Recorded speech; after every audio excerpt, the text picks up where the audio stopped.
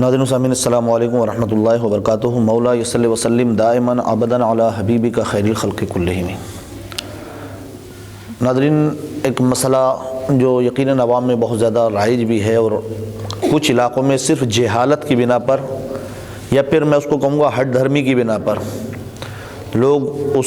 چیز کو زیادہ سے زیادہ کرتے ہیں اور اس کو منع کیا جائے تو وہ اس چیز کو زیادہ اہمیت بھی نہیں دیتے۔ مسئلہ یہ ہے کہ قبروں پر جوتے یا چپل پہن کر چلنا جائز ہے کہ ناجائز؟ نعوذ باللہ من ذالک۔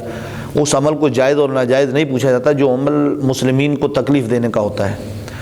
قبروں پر چلنے کا حکم تو یہاں تک منع ہے کہ بنا وجہ اگر آپ کو قبروں سے گزرنا تو آپ جوتا پہنے ہوں یا نہ پہنے ہوں، قبروں پر چل کر اگر جانا ہے تو جانا منع ہے، بلکہ حکم شرع یہ ہے کہ آپ اگر قبرستان گئے ہیں اور فاتحہ پڑھنا آپ کو مقصود ہے اور آپ کو فاتحہ پڑھنے کے لیے اپنے کسی عزیز کی قبر تک جانا ہے تو اس سے ہمیں قبروں سے گزرنا ہوگا، تو منع فرمایا گیا کہ آپ ایک سائیڈ میں کھڑے ہو جائیں جہاں پر قبریں نہ ہوں، جہاں سے بھی قبرستان شروع ہوتا ہو اور وہاں سے کھڑے ہو کر کے آپ اپنے مرحومین کے لیے، اپنے عزیز و اقارب کے لیے فاتحہ خوانی کریں، ایصال ثواب کریں، اس لیے کہ اللہ رب العزت جو سمیع و بصیر ہے آپ کے دل کی ہر بات کو جانتا ہے۔ آپ جو کچھ اس سے طلب کرتے ہیں وہ آپ کے دل کے خطرات کو جانتا ہے، آپ جس کے لیے ایصال ثواب کر رہے ہیں اللہ تبارک و تعالیٰ اس کو بھی جانتا ہے۔ اور چاہیے یہ کہ ہم جب قبرستان جائیں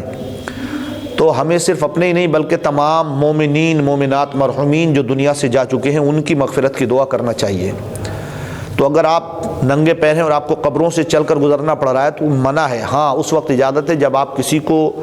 مٹی دینے کے لیے یعنی دفن کرنے کے لیے قبرستان میں گئے ہیں تو وہاں پر وہ آپ کے لیے ضرورت ہے تو آپ کو جانا پڑے گا، لیکن اس کے علاوہ اگر آپ کو قبروں سے گزرنا پڑتا ہے تو آپ جوتے پہنے ہوں یا ننگے پیر ہوں جانا جائز نہیں جانا چاہیے۔ جوتے پہننے کے تعلق سے فقہاء نے فرمایا، خود اعلیٰ حضرت فاضل بریلوی رحمۃ اللہ تعالیٰ علیہ نے ارشاد فرمایا کہ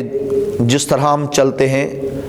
جو مردے ہوتے ہیں ان کو بھی تکلیف ہوتی ہے، آپ جب جوتے پہن کر چلتے ہیں تو وہ اس کی روح کو تکلیف ہوا کرتی ہے اور وہ کہتی ہے کہ کیوں میرے سینے کو روند رہے ہو۔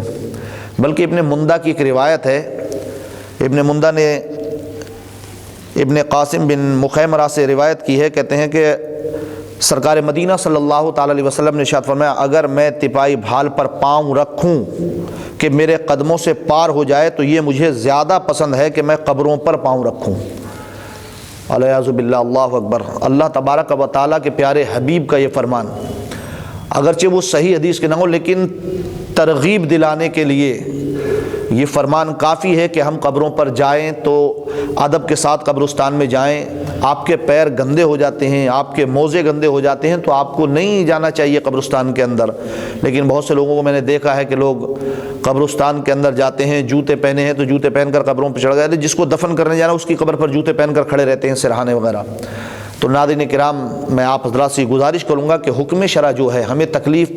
کسی کو نہیں پہنچانا چاہیے، اور مرحومین جو اللہ کے جوار میں پہنچ چکے ہیں اس میں بہت سارے نیک بندے ہوں گے جو اللہ کی بارگاہ میں مقبول ہوں گے، ہم اگر ان کو تکلیف دیں گے تو یقیناً وہ ہمارے لیے باعث عذاب اور باعث عتاب ہوگا۔ اس لیے ہمیں چاہیے کہ ہم ان اعمال پر، یہ جو باتیں ہیں اگرچہ ہم اس کو چھوٹا سمجھتے ہیں، چھوٹے نہیں ہیں بلکہ بہت بڑی باتیں ہیں، ہمیں چاہیے کہ ہم اس پر عمل کرتے رہیں۔ اور قبرستان میں جب بھی ہم جائیں، اگر ہمیں ضرورت اندر جانے کی ہے، کسی کو دفن کرنے کے لیے ہم اگر جا رہے ہیں تو ہمیں چاہیے کہ ہم جائیں اور جوتے اتار کر ننگے پیر وہاں جائیں، اس کو مٹی دیں، اس کے بعد واپس آ جائیں۔ اور اگر ہم ویسی فاتحہ خوانی کے لیے گئے ہیں اور ہمیں وہاں جانا ہے کہیں قبروں سے گزر کر تو پھر منع ہے۔ ہاں، قبرستان میں اگر راستہ پہلے کا بنا ہوا ہے جس میں کوئی قبر نہیں ہے،